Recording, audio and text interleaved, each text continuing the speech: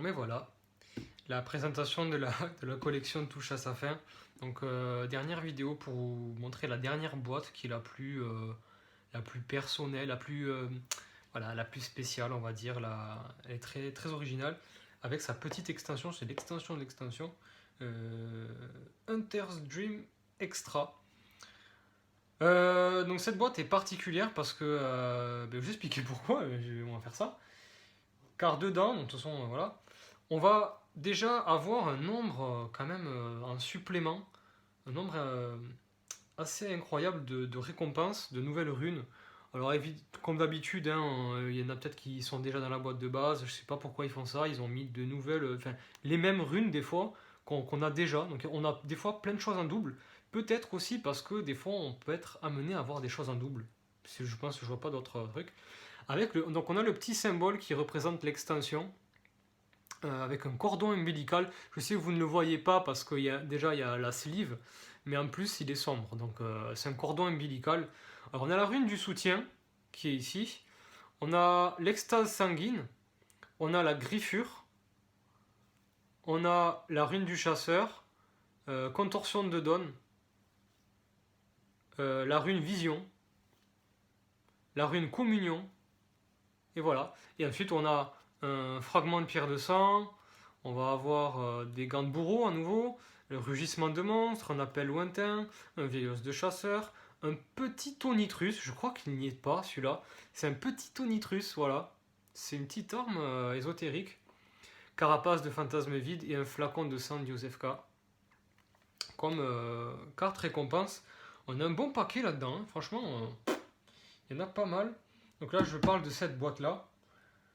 On aura aussi, et allez c'est parti, on va faire ça. On va l'ouvrir, la boîte du rêve du chasseur. Donc déjà, je vous montre, voilà, je vous montre quand même un petit peu l'ambiance de la boîte.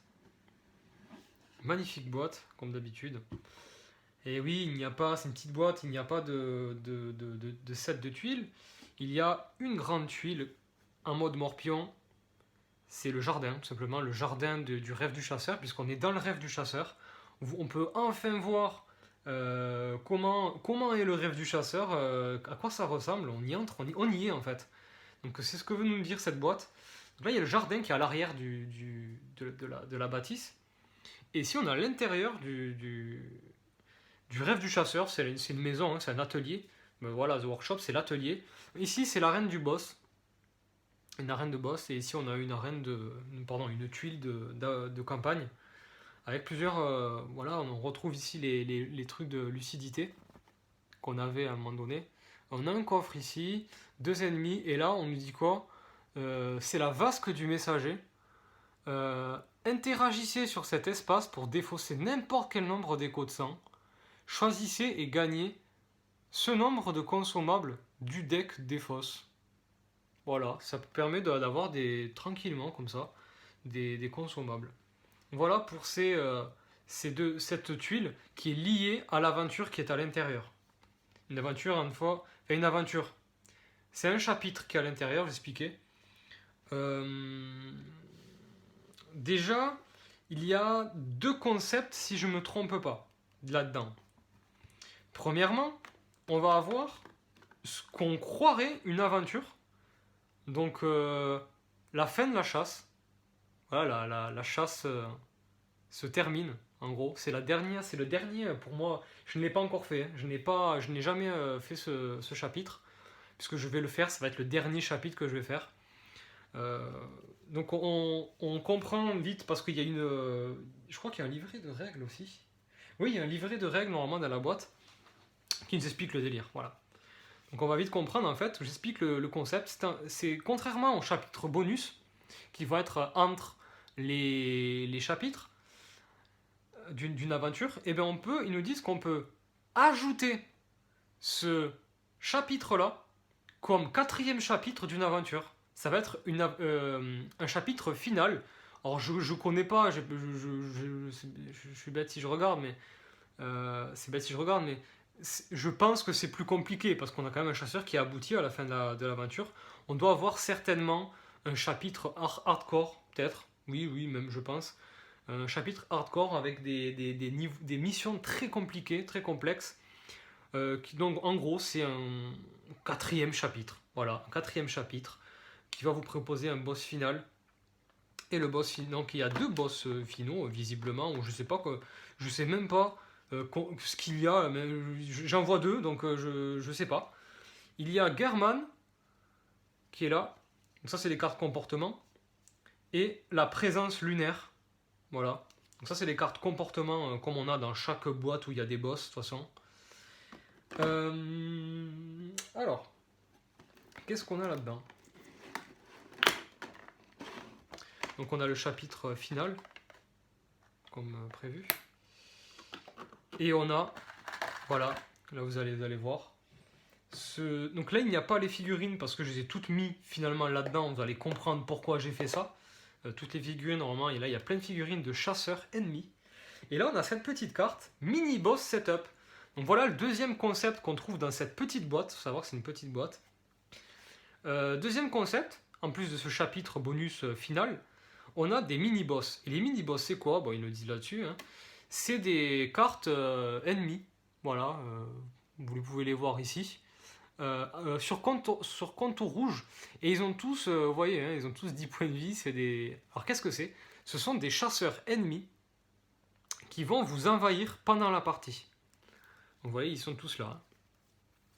Et on a chaque chasseur qui ont des armes qui existent dans le jeu.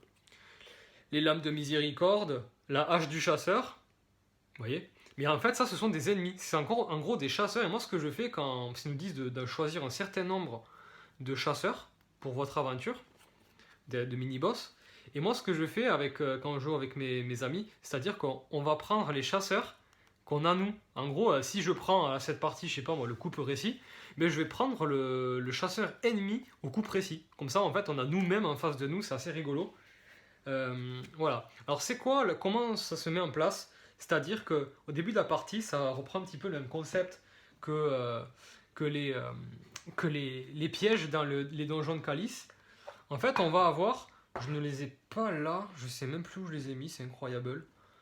Bon, je les ai pas à côté, je suis désolé. En fait, c'est des petites cartes qu'on va avoir. On en prend un nombre équivalent au deck d'exploration de tuiles. Et à chaque fois qu'on va révéler une tuile, on va faire comme un peu avec les pièges avec les donjons de Calice. Et bien, si il y a marqué rien, ben, il se passe rien, on a révélé une tuile parce qu'on a exploré avec notre petit chasseur. Mais par contre, s'il y a marqué invasion de mini-boss, et bien on va du coup prendre sa figurine qui est là-dedans et la placer sur notre emplacement, je crois, c'est ça. Et on va avoir cet ennemi qui va être présent dans la partie. Admettons, c'est lui. Il va avoir 10 PV. Et ils vont avoir surtout, en gros, des attaques super intelligentes. Ils peuvent vraiment... ils sont comme nous. On remarque qu'ils peuvent avoir les mêmes trucs que nous. Genre, il peut transformer son arme. Il peut avoir les griffes. Par exemple, je vais vous prendre allez, la hache du chasseur. Hein, voilà. Il peut transformer son arme. Il peut avoir l'appel lointain. C'est une récompense qu'on peut obtenir nous-mêmes. Et il nous le fait à nous, quoi. Il peut nous faire vraiment des dégâts. En plus, comme capacité, ils peuvent transformer. C'est-à-dire qu'ils vont retourner leurs cartes pour pouvoir faire d'autres attaques. Ils sont super... ils peuvent vraiment... ils sont inattendus, en fait. C'est vraiment des ennemis surprises. Ils ont 10 PV. Donc, qui dit 10 PV, dit badass, quoi. Enfin, franchement, ils sont très, très forts. Et vont faire des attaques pas forcément techniquement... je veux dire, sur le papier, ça n'a pas l'air puissant. Mais les effets qui sont inscrits là et comment ils se coordonnent, c'est super fort. Et quand on bat un de ces personnages, de ces mini-boss qu'ils appellent, regardez, Wensley, donc quand il est tué, le chasseur gagne un appel lointain, une récompense appel lointain. Donc en fait, on gagne son arme en gros, on loot en fait l'item qu'il avait. Par exemple, je sais pas moi.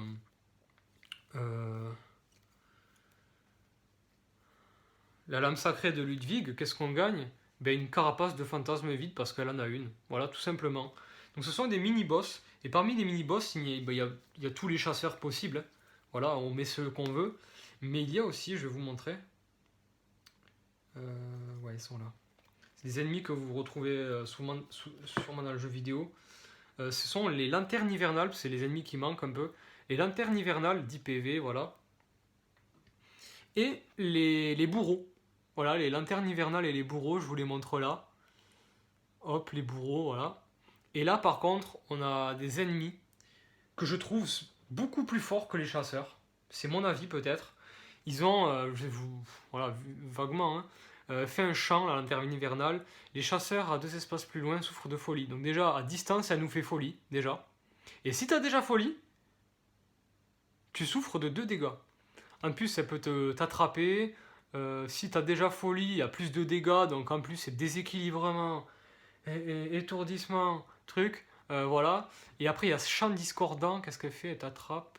Elle te fait folie. Tu peux pas l'esquiver. Quand tu la bats, tu gagnes une rune de carry, le soutien. Oh, ça, c'est cool. C'est pour se guérir, je crois. Et derrière, bah, un petit peu la même chose. Hein. On va avoir. Va toujours... En fait, ça, c'est ce qui est fort en fait, chez la lanterne hivernale. C'est que c'est son attaque basique qui est presque la plus puissante. Et c'est l'attaque la plus fréquente. Elle peut te le faire 2 fois, quoi. Elle va se mettre folie à tout le monde. Et une fois que tout le monde a folie, ben, tout le monde prend des dégâts. Voilà, c'est un peu le concept. Voilà pour la lanterne hivernale. Et je montre sa figurine. Ça ressemble à ça. C'est un truc avec des yeux. Avec une espèce de robe. Voilà, qui est un petit peu errant. C'est une espèce de bête errante avec ces petits bras là en avant qui essaient de vous attraper, vous mettre folie et ça vous fait siffler les oreilles. Et après, on a les bourreaux. Pareil, hein, 10 points de vie, ça change pas. Coup de hache, ou je sais pas, headbutt, c'est un coup de casque, je sais pas ce que c'est. Charge de swing, alors, donc il fait cette attaque là. 10 attaques. Se faire moins de vitesse, donc il fait une attaque moins de vitesse, par contre, il fait plus 3 dégâts. En gros, il a la possibilité de te one-shot. Si tu le tues, c'est indiqué que tu gagnes un fragment de pierre de sang. Souvenez-vous, ceux qui l'ont eu, c'est un truc que vous mettez sur votre plateau qui fait plus un dégât. Ça, c'est pas mal. Et derrière, grab and slice, axe chop, coup de hache. Et là, par contre, il vous attrape. Et regardez ce que c'est. Le chasseur doit esquiver 2. Ou son attaque est déséquilibrée. Et il est réduit à 1 PV. Alors ça peut être fort parce que tu peux être réduit à 1 PV. Donc si tu as 6, tu passes à 1. Si tu es déjà à 1, il t'arrive rien. Voilà, c'est le seul truc. Mais quand tu es à 6 et que tout d'un coup on te sort, en plus c'est effet sur fond blanc, tu peux rien faire à part esquiver 2. On te dit, écoute, tu vas te réduire à 1 PV, c'est comme ça. Et en plus tu es au pied du bourreau. C'est pas terrible. Hein. C'est l'espèce de gros bourreau en armure. Hein. Vous voyez là sur l'image. Et après voilà, toutes ces attaques quoi. Hein. Il vous fait très mal. Je vous montre sa figurine. Vous allez comprendre pourquoi. Voilà, l'animal, c'est une espèce de bourreau, simplement. S'il s'appelle un bourreau, c'est un bourreau. Il vous exécute. C'est le nom de son attaque. Donc voilà les 2 concepts qui sont présents dans cette boîte. C'est-à-dire le chapitre bonus et ce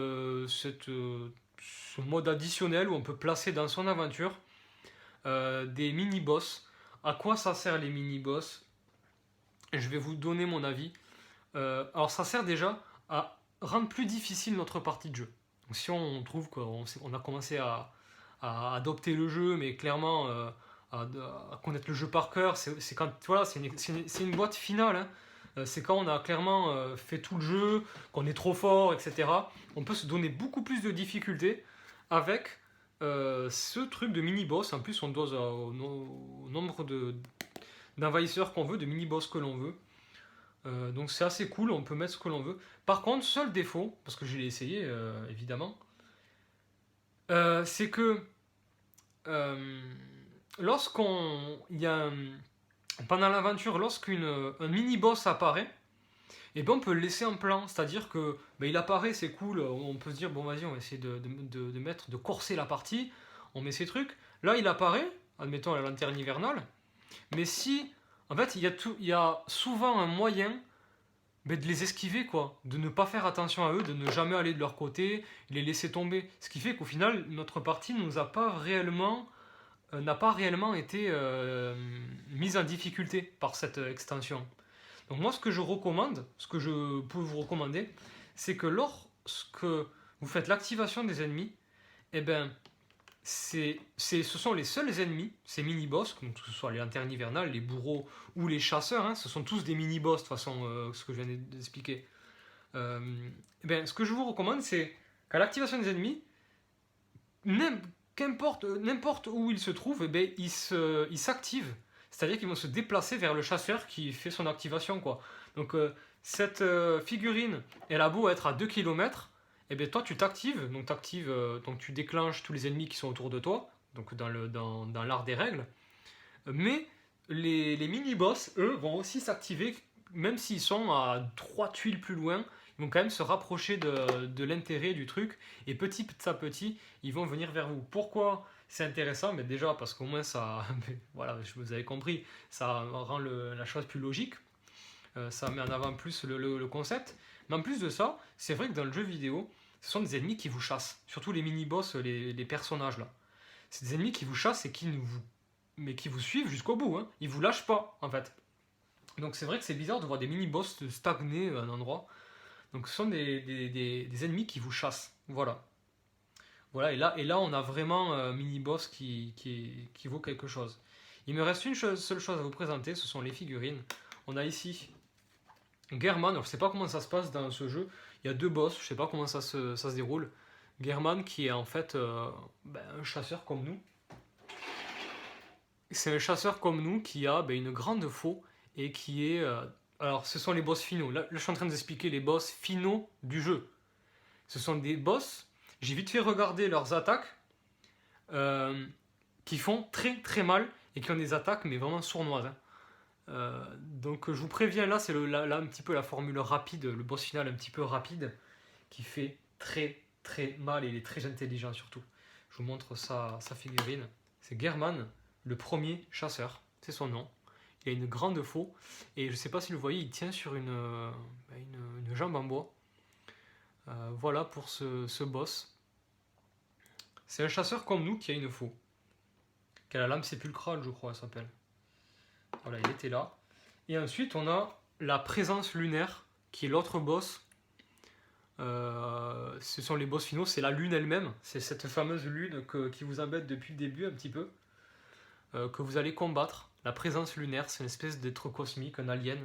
C'est pas un humanoïde comme German. Là, on a affaire à un être cosmique, un monstre. Et que voici, c'est une magnifique figurine.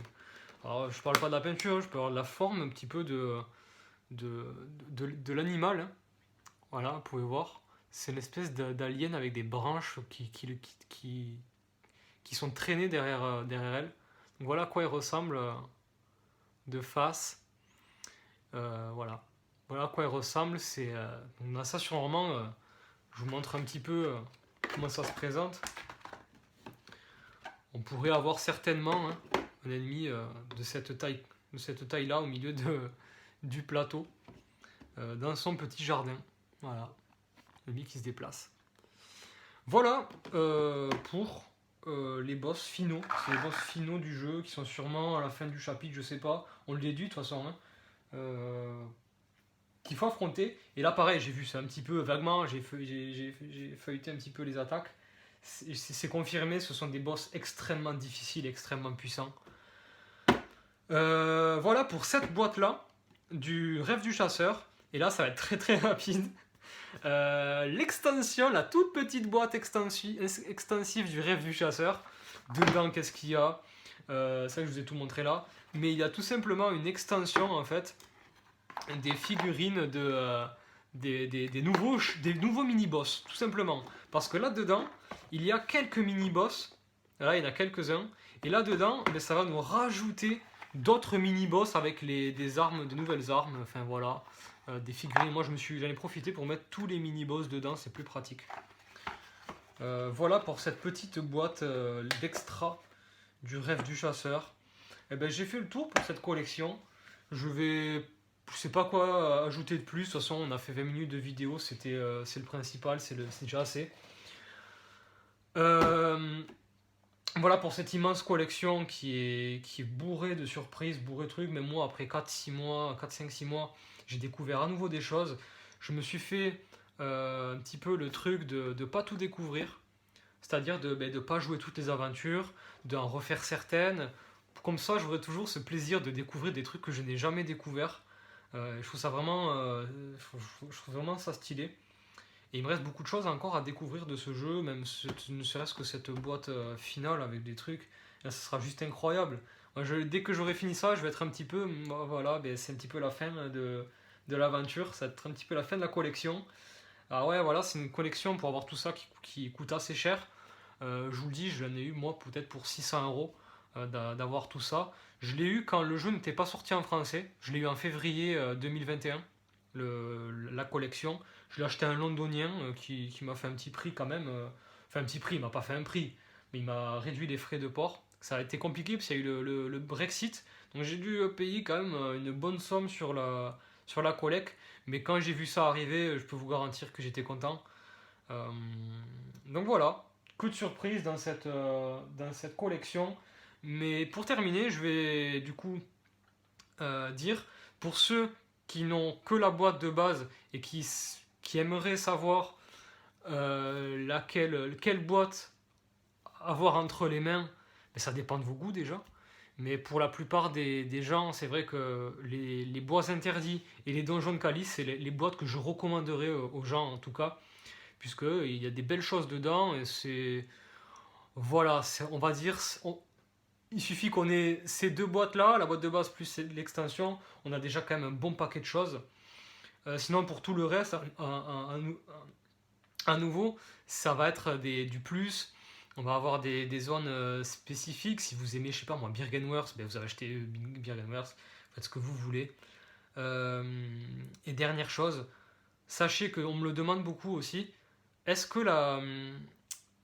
est-ce que c'est important d'acheter les extensions? Je vais vous dire que non. Enfin, c'est important ou pas? Oui, si vous êtes des fans, etc. Oui, d'accord. Mais je vais vous dire quelque chose. La boîte de base, c'est une boîte de base qui est quand même très volumineuse. Et je vais vous dire, il y a énormément de choses dedans. Vous vous rendez compte quand même, il y a 4 aventures. 4 aventures de jeu. On a 4 boss. Il y a tous les consommables. Il y a quasiment toutes les récompenses. Il y a déjà beaucoup, je trouve, en fait, il y a tout. Il y a un petit peu tout. Donc, il ne faut pas se sentir, comment dire, démuni avec cette boîte de base, parce que je la trouve pour une boîte de base, mais vraiment bien garnie. Il y a juste un petit détail qui, j'avoue, est un petit peu moins garni, ce sont par rapport aux personnages, les armes. Et là, je suis d'accord, il n'y a que 4 personnages. Je trouve ça un petit peu, bon voilà, c'est assez suffisant, hein, on va pas se mentir, c'est suffisant. Mais on va dire, c'est peut-être le seul côté où il manque un petit peu quelque chose. Mais vous avez juste à regarder mes vidéos pour aller donc de toutes les boîtes de collection pour aller savoir. Je crois que c'est celui à tous les chasseurs, c'est la Blood Moon, là où il y a le plus de nouveaux chasseurs. Et je vous les présente dans cette vidéo. Vous avez qu'à du coup jeter un coup d'œil sur la vidéo pour savoir ce qu'il y a comme chasseur. Donc voilà, la boîte de base, elle est vraiment bien garnie. 4 aventures. Ah mais sérieux quoi, 4 aventures, c'est l'équivalent de 4 petites boîtes comme ça. Enfin, non, vraiment, il y a beaucoup de choses à cette boîte de base, ne vous inquiétez pas. Là, c'est vraiment pour les fans, pour le plus. Mais c'est encore une fois du plus incroyable qu'il y a dans cette collection. C'est même peut-être, je trouve, la meilleure collection de jeux que j'ai testé. Voilà, c'est pour moi le meilleur jeu, la meilleure collection de jeux que j'ai testé. Donc voilà, vous avez mon petit avis en même temps.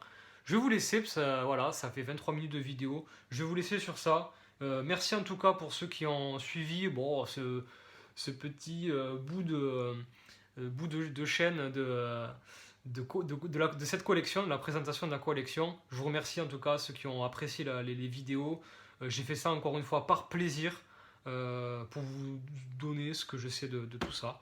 Et on se retrouve pour d'autres vidéos à nouveau sur Bloodborne, des parties de jeu j'espère. J'attends d'avoir le matériel parce que là je peux pas pour l'instant. Des parties de jeu et d'autres vidéos de discussion. J'ai plein d'idées sur par exemple les différences avec le jeu vidéo, quel est le meilleur personnage ou je sais pas, il peut y avoir plein de sujets intéressants. Quelles sont les différences de difficulté entre les parties à 1 joueur et les parties à 4 joueurs? Voilà, il y a tout un tas d'idées. Donc on se retrouve très prochainement pour d'autres vidéos sur cette chaîne. Bye bye.